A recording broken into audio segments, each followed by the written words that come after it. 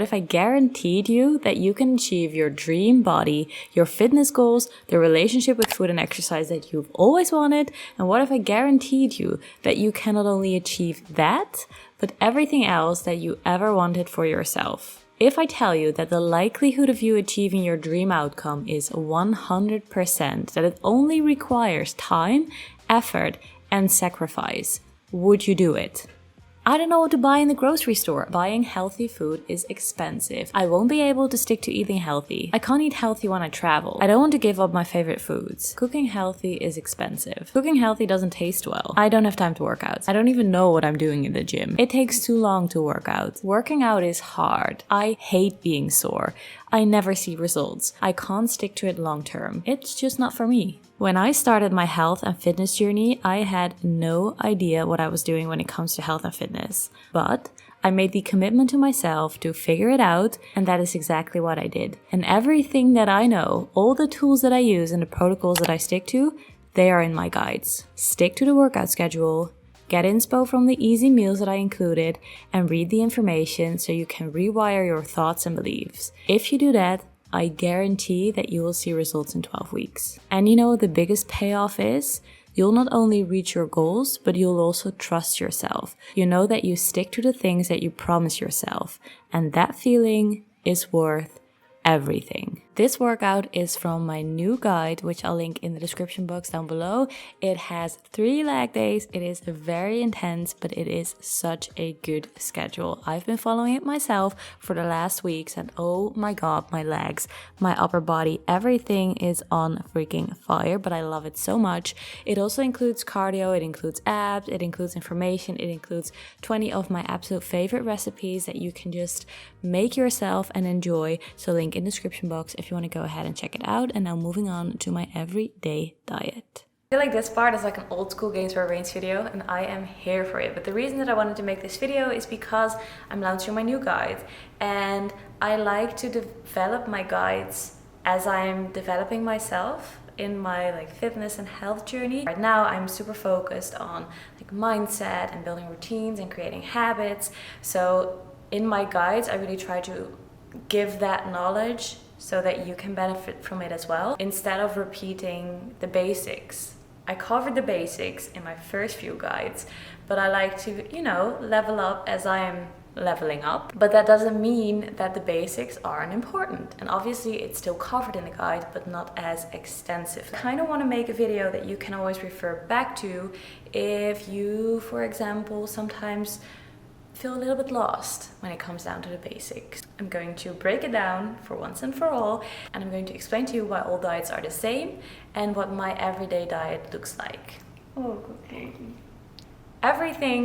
Almost everything comes down to the energy balance. So the energy balance, you could see it as a balance between energy in versus energy out. So energy in is whatever you consume, the food that you eat, anything that gives you energy.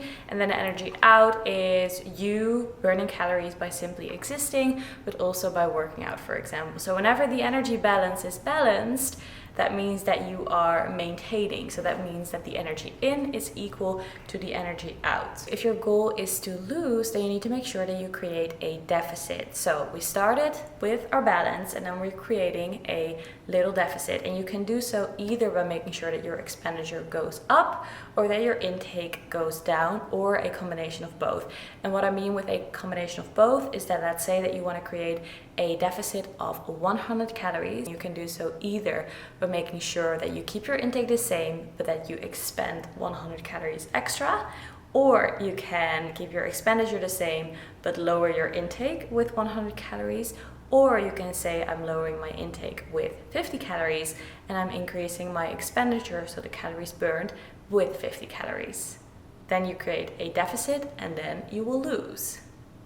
Wait, not necessarily lose. And then if your goal is to gain, then you need to create a surplus, and you can do so either by making sure that you keep your expenditure the same but that your intake goes up, or that you keep your intake the same but that your expenditure goes down, or a combination of both. So that basically shows how you can tweak your intake and expenditure to make sure that your nutrition is aligned with your goals. And now we dive a little bit deeper into the topic by talking about what the calories actually consist of. Macros in your food determine the caloric intake of your food. The macros are the fats, the proteins, and the carbs in your food. So fats are 9 calories per grams, and carbs and protein are 4 calories per gram. I'm going to explain why all diets are basically the same. So starting with your caloric intake, let's say that this circle represents your caloric intake. Regardless of whether you want to gain, lose, or maintain of how many calories it actually is, the circle is your caloric intake. So let's say that the macros that you consume have an even ratio. So let's say that 33% of the calories that you consume on a daily basis are coming from fats, 33% are coming from protein, and 33% are coming from carbs. If you want to create a deficit, you just need to make sure that your little circle gets a little bit smaller. So you can do so by decreasing all the portion sizes, but by still eating the same exact things. Same as when you're trying to gain. Instead of having to switch your entire diet around, you can just stick to the same diet, but increasing your portion sizes so that the actual circle gets bigger. People often say things as, oh, keto is the best thing for fat loss. Oh, you need to eat low carb, high protein, high fat, low, whatever it is, like all the combinations that are out there. But basically what they are doing is they are changing the ratio of macros that you're consuming, but that doesn't necessarily mean that the size of your circle changes. Of course, if you drop all your carbs and you don't increase the ratio of protein and calories that you get from fats, then you'll create a very large deficit because now you lose 33% of the caloric intake that you had before by dropping your carbs. But usually it means that you keep the circle the same, but that 50% of your calories are now coming from fat and 50% is now coming from protein. So this is just a simplistic explanation, but it just goes to show you that you don't need to change your diet if your goal changes. And that's why my diet is always the same, because what I always do is I just stick to the same things, but I either eat more or less from it. Now there is a little side note that I wanted to add here, and that is that fats and protein are essential, meaning that you need to make sure that you get them every single day because your body needs it in order to keep functioning properly. That is often why when you try to create a deficit, your ratio of proteins and fats will slightly increase and then the ratio of carbs will slightly decrease. That means that you can still eat the same thing, but that you now have a little bit more of your protein source, a little bit more of your fat source, and then a little bit less of your carb source. Okay, so moving on, my everyday diet. As I said, it is super simple and it generally stays the same whenever my goal is to maintain, gain, or lose. I just eat more or less from everything. But I don't switch my diet around completely because I think that you should stick to whatever works for you, whatever is most sustainable and most enjoyable for you. So for breakfast, I often have toast with avocado and with egg. Toast is my carb source, avocado is my fat source, and then the egg would be my protein source, but also my fat source, because food items aren't like exclusively one macro. Often, sometimes they are, but often they are like a combination. That's totally fine.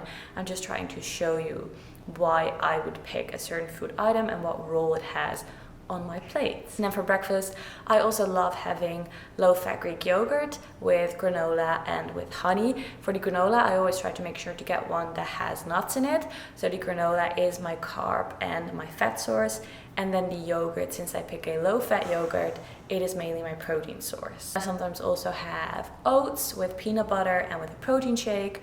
Oats is carbs, peanut butter is fats, and protein shake is protein. And for lunch, a rice bowl with salmon, with cucumber. I always try to include veggies as well and fruits, obviously. Now, the reason why people often only talk about macros is because they determine the calories of your food. But that doesn't mean that your micros aren't important, because those are your vitamins and your minerals. They're essential for your health. So please make sure that you eat your fruits and your vegetables and that you get like a variety of everything in. I would never ever skip out on veggies for calorie reasons, because it has a bigger, there's a bigger picture, which is your health. So yeah, rice bowl with salmon, cucumber, rice, carb source, salmon, fat source, protein source, cucumber. Carb source as well, but mainly micros. And then I also love having like a sandwich with chicken or avocado, and then the sandwich would be my carb source, the chicken my protein source, and the avocado my fat source. And then for dinner I usually just have a carb source like potatoes, pasta, rice, basically any carb source that you can think of. And then as a fat source I have meat, fish, or like tofu, like meat replacers. And then I obviously have my veggies as well. And then for my fat source I have avocado, or I have nuts, or I have oil. And then for snacks I usually have whatever I want. Like as you can hear, my breakfast, lunch, and dinner are like staples. I try to make them really solid meals that contain like everything, nutritious, healthy, just stuff that makes me thrive. And then for snacks I just have whatever I enjoy, makes me feel good, feeds my soul, stuff like that. So that is my everyday diet, and as I said, it basically always stays the same. I just tweak portion sizes depending on my goals. Don't ever feel like you need to change your diet completely because you have a different goal. Often you just need to tweak things, and then you can make sure that it is still sustainable for you, that it's still enjoyable for you, because that is really what it comes down to, because that allows you to stay consistent over time. Okay, so if you're interested in checking out my guide, honestly I put my heart and soul into my guides, and I truly believe and know that it gives you all the tools that you need in order to reach your goals. Like everything is in my guides. Everything that I've been doing in order to achieve my results, it's in there. The only thing that you have to do is stick to the plan. But I know that if you've made it this far through this video and you're still listening, that you can do it, because not everyone makes it this far. So you're already one step ahead. Now make sure that you get the other one. I'll leave the link in the description box down below if you want to go ahead and check it out. And then I'll hopefully see you in my next video. Bye guys.